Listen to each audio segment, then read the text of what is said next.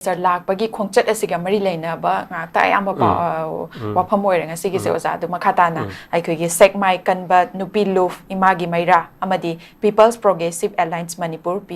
PPMꯒꯤ ꯑꯩꯈꯣꯏꯒꯤ ꯊꯧꯃꯤ ꯇꯔꯨꯛꯅ ꯁꯥꯕ ꯃꯤꯍꯨꯠꯅ ꯑꯩꯈꯣꯏꯒꯤ ꯇꯣꯉꯥꯟ ꯇꯣꯉꯥꯟꯕ ꯃꯦꯃꯣꯔꯦꯟꯗꯝ ꯄꯤꯁꯟꯕ ꯍꯥꯏꯇꯥꯔꯦ ꯑꯣꯖꯥ ꯁꯨ ꯑꯦꯛꯁꯇꯦꯟꯁꯟ ꯇꯧꯔꯤꯕ ꯍꯥꯏꯗꯤ KNO ꯑꯃꯁꯨꯡ UPF ꯑꯃꯗꯤ MHAꯒ ꯍꯥꯏꯇꯥꯔꯦ ꯌꯥꯅꯈꯤꯕꯗꯣ ꯅꯦꯁꯅꯦꯜ ꯍꯥꯏꯋꯦꯒꯤ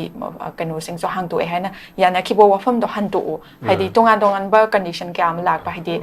ꯕꯐꯔ ꯖꯣꯟ ꯆꯤꯡꯕ ꯉꯥꯛꯀꯗꯕꯅꯤ ꯍꯥꯏꯕ ꯋꯥꯐꯝ ꯂꯥꯛꯈꯤꯕꯁꯨ ꯊꯦꯡꯅꯔꯦꯗꯅ ꯑꯣꯖꯥ ꯑꯗꯨꯒꯤ ꯋꯥꯐꯝꯗꯣ ꯁꯨ ꯑꯦꯛꯁꯇꯦꯟꯁꯟꯗꯣ ꯍꯟꯗꯣꯛꯎ ꯑꯗꯒꯤ ꯐ꯭ꯔꯤ ꯃꯨꯚꯃꯦꯟ ꯂꯩꯍꯜꯂꯨ ꯍꯥꯏꯕ ꯇꯣꯉꯥꯟꯕ ꯃꯦꯃꯣꯔꯦꯟꯗꯝ ꯄꯤꯁꯟꯕꯒ ꯂꯣꯏꯅꯅ PM ꯂꯥꯛꯄ ꯈꯣꯡꯆꯠ ꯑꯁꯤ ꯑꯁꯥꯝ ꯃꯤꯖꯣꯔꯥꯝꯗ ꯄꯥꯏꯈꯠꯀꯗꯕ ꯄ꯭ꯔꯣꯖꯦꯛꯁꯤꯡ ꯌꯦꯡꯁꯤꯟꯕ ꯂꯥꯛꯄꯗ ꯎꯄꯥꯏ ꯂꯩꯇꯕꯗꯒꯤ ꯃꯅꯤꯄꯨꯔꯗ ꯂꯥꯛꯄꯅꯤ ꯍꯥꯏꯕ ꯇꯣꯉꯥꯟꯕ ꯕ꯭ꯂꯦꯝ ꯑꯃ ꯍꯥꯏꯕ ꯇꯥꯔꯦ ꯑꯣꯖꯥ ꯋꯥꯐꯝꯁꯤ ꯂꯥꯛꯂꯤ ꯑꯣꯖꯥ ꯀꯔꯤ ꯋꯥꯐꯝ ꯊꯝꯕꯤꯅꯤ ꯑꯗꯨꯅꯤ ꯀꯩꯅꯣꯗꯤ ꯊꯥꯖꯕꯁꯦ ꯁꯨꯛꯐꯝ ꯊꯝꯕ ꯉꯝꯃꯟꯗꯕꯁꯦ ꯃꯤꯌꯥꯝꯁꯤꯗꯀꯣ ꯑꯩꯈꯣꯏꯒꯤ ꯊꯥꯖꯕ ꯍꯥꯏꯕꯁꯤ ꯀꯩꯅꯣ ꯑꯃꯨꯛꯇꯪ ꯃꯥꯡꯈ꯭ꯔꯒꯗꯤ ꯀꯩꯅꯣ ꯑꯩꯈꯣꯏ ꯄꯨꯟꯁꯤ ꯆꯨꯞꯄ ꯑꯗꯨꯝ ꯀꯩꯅꯣ ꯆꯤꯡꯅꯗꯅ ꯂꯩ ꯍꯥꯏꯔꯤꯕꯅꯤꯀꯣ ꯑꯃꯅ ꯑꯃ ꯃꯔꯨꯞꯀꯤ ꯊꯥꯖꯕ ꯑꯣꯏꯔꯣ ꯑꯗꯒꯤ ꯏꯃꯨꯡ ꯃꯅꯨꯡꯒꯤ ꯂꯩꯀꯥꯏꯒꯤ ꯊꯥꯖꯕ ꯍꯥꯏꯁꯦ ꯊꯥꯖꯕ ꯋꯥꯠꯁꯨ ꯃꯥꯡꯈ꯭ꯔꯒꯗꯤ ꯒꯥꯏꯁꯦ ꯑꯩꯈꯣꯏꯅ ꯊꯥꯖꯕ ꯃꯥꯡꯉꯛꯏꯁꯤꯗꯤ 1949ꯗꯤ ꯑꯗꯨꯝ ꯃꯥꯡꯉ ꯂꯥꯛꯄꯅꯤꯅꯀꯣ ꯑꯗꯨꯝ ꯍꯧꯖꯤꯛꯁꯨ ꯑꯗꯨꯝ ꯏꯊꯥ ꯊꯥꯖꯗꯕ ꯀꯩꯅꯣꯝ ꯇꯧꯕ ꯃꯇꯝꯗ ꯁꯤ ꯃꯣꯏꯒꯤ ꯑꯣꯏꯕ ꯑꯦꯇꯤꯆꯨꯗꯅ ꯄꯣꯛꯍꯟꯕꯅꯦꯕꯀꯣ ꯁꯦꯟꯇꯔꯒꯤ ꯀꯩꯅꯣ ꯃꯌꯥꯝꯗꯨꯅ ꯃꯥꯒꯤ ꯆꯞ ꯆꯥꯅ ꯉꯁꯥꯏꯒꯤ ꯄꯣꯂꯤꯁꯤ ꯄ꯭ꯔꯣꯒ꯭ꯔꯥꯝꯗ ꯕꯦꯁ ꯇꯧꯗꯕꯗꯣ ꯃꯔꯝ ꯑꯗꯨꯅ ꯍꯥꯏꯔꯤꯕ ꯏꯃꯥꯒꯤ ꯃꯩꯔꯥꯒꯤ ꯀꯥꯡꯕꯨꯅꯒ ꯇꯧꯔꯛꯏꯁꯤ ꯑꯩꯈꯣꯏ ꯃꯤꯌꯥꯝꯒꯤ ꯏꯍꯨꯟꯅꯦꯕ ꯃꯥꯅ ꯍꯥꯏꯔꯤꯁꯦꯀꯣ ꯃꯔꯝꯗꯤ ꯐ꯭ꯔꯤ ꯃꯨꯚꯃꯦꯟ ꯁꯨ ꯂꯧꯊꯣꯛꯎꯒ ꯍꯥꯏꯔꯒꯁꯤ ꯁꯨꯁꯤ ꯀꯩꯅꯣꯅꯤ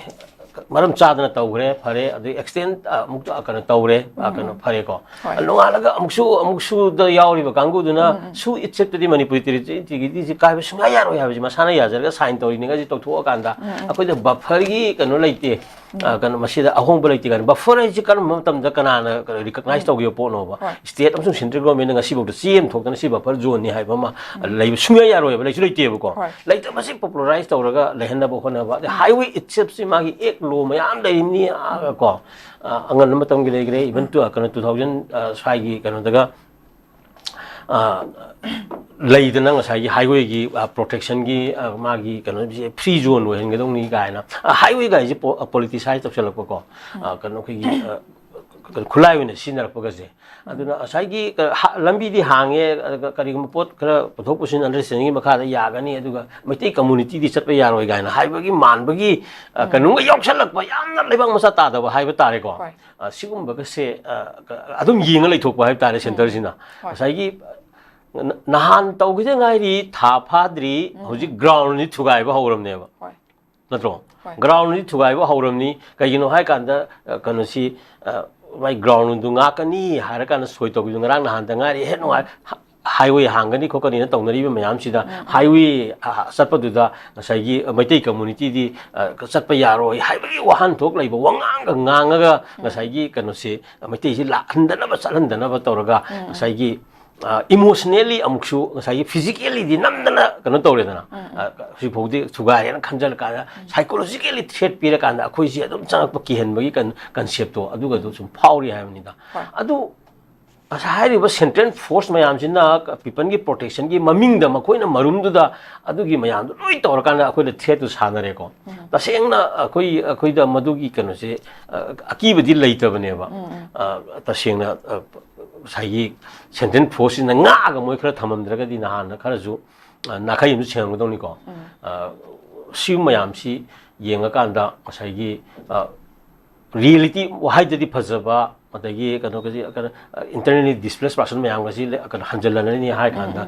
khoi saigi valley gi periphery de leiba jaga khara daga he hanjalaga Churachandpur go mori gumba asengba khoi leijaba even Churachandpur hai Churachandpur Maharaj gi maming dora thon gi ba lamni ne si valley de salamiba lamni ne horopada ko sigma mayam gasi yeng da bida khoi toringa yani ama toringa yani gana haibase masi kano mayam sina thajadana imagi mera sina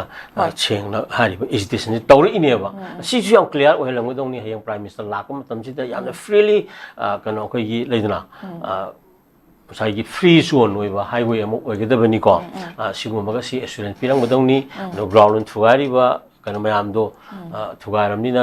मदो एब्रोगो तगदबनी को हाइबन सिंगबा लाइसे असिमसे तागदबनी अदना अखोइ मतांग सिदा अखोइना यान मरु ओइरिबदी influx हाइबसे मसिना loi thon bangatani akoi leidana saigi 1951 gi matungda lakpa mapandagi sanglakpa mayam sing ase masiga India gi geopolitics ki oiba posiga punjan narakanda proxy war makhan mayam semkhal akanda India gi interest mayam mama at the cost of the peripheral values ko state ki value mayam je masina maman pirakanda saigi Chinese ki oiba China gi influence America gi influence leidana imno no mayam je masi yam seng genuine meina international politics international relations na based tawrakanda ko wa culture gum kari gum yam semkala kana tawraga di kharaju phagadawni ko hojikti India masamaksu Bangladesh ka mari pharaktre Myanmar ga pharaktre even leidana Nepal gi issue la Nepal gi ran thokiba outset oigiba prime minister masana India da blame to horakre samai to na Pakistan gi mayam si yengura kanda India gi oriba magi geopolitical process and practices kitang humanitarian to based to wa duga yam aggressive oidaba ya kanom da ko sanghaning basu lei aduna imagi mairana pukhalari pose miyam gi ihunni miyam gi akanoni ko apambani and si khangna accordingly hojik leiriba prime minister ki visit aduga magi makhada leiriba administrative ko the bureaucracy gi ko mayam sing asina ka de lai ka to honingi haiba tare kya kyan ta ni haiba tare ka chari oja aduga